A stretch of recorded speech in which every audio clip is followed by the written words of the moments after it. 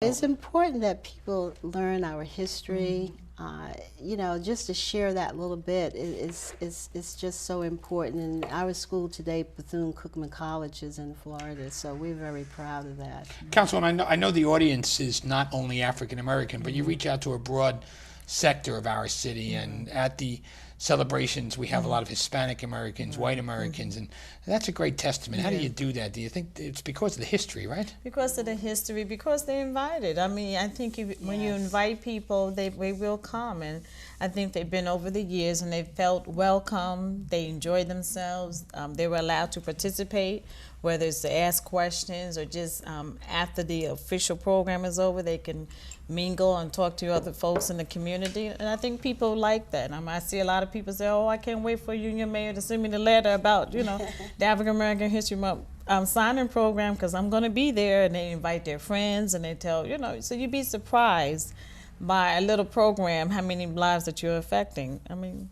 just like the Sojourner Truth story, you know, now you know what that's all about, so then you can tell your daughter, "Oh, you know why that's named Sojourner? It's because, you know, this little boy knew about his history, and in turn, you know, told the powers to be, you know, named this after someone in my history," and that's how it happens, and that's the best thing about, you know, sharing your history. And people will know, and it helps you chart your future. There's a young guy, the president of the NAACP this year, Jeremiah Grace, member of the Board of Education. You know Jeremiah fairly well. How do you think he's going to do? First of all, not only is the president of the NAACP, but also, you know, now he's going to get involved in a lot of cultural events, and plus a member of the Board of Education as well. I think he's going to do an excellent job. Talking about being prepared and going through the process, Jeremiah Grace is a prime example. He started out when he was 13 and a half. His mom bringing him to the city council meetings, sitting in on our agenda setting meetings at 13, 14 and a half. So he was one who wanted to engage himself, to learn of the process, to take a part in it. And then now he's going to help, you know, make some changes and advocate for people who are less fortunate than him. I think he's going to do an excellent job, and I wish him all the best.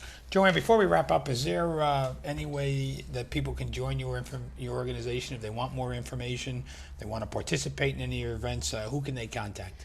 Well, they certainly can contact. We have a contact number, and I can give it out. It's 908-884-0241. They can call in, and we can give the information to them. And come out to the events. It's certainly there for you. Out of all the events that we have, we make sure that we have a membership table set aside for anyone who would like to join. And we're so happy that you had that. I'm happy that you had me on the show today, so that we can share a little bit about the history and about NCNW. And well, I wish you lots of luck with the organization as well. Thank you. And Councilwoman, the Urban League Guild's involved in Black History Month, definitely.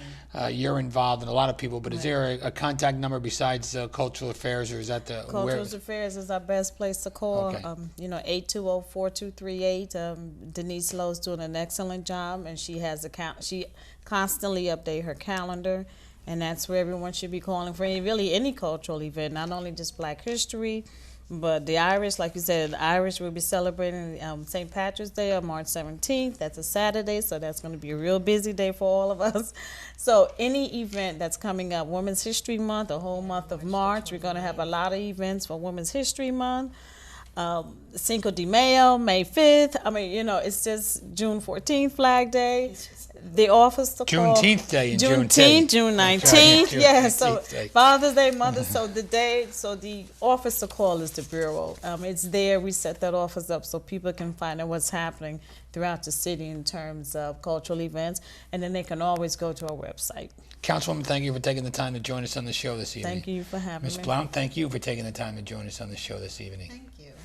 For Ms. Joanne Blount and Councilwoman Patricia Perkins Auguste, I'm Chris Bolwage. We'll see you next week on another edition of Our City. And please join in and celebrate Black History Month during the month of February in our city, our county, and our state. We'll see you at an event. Thank you.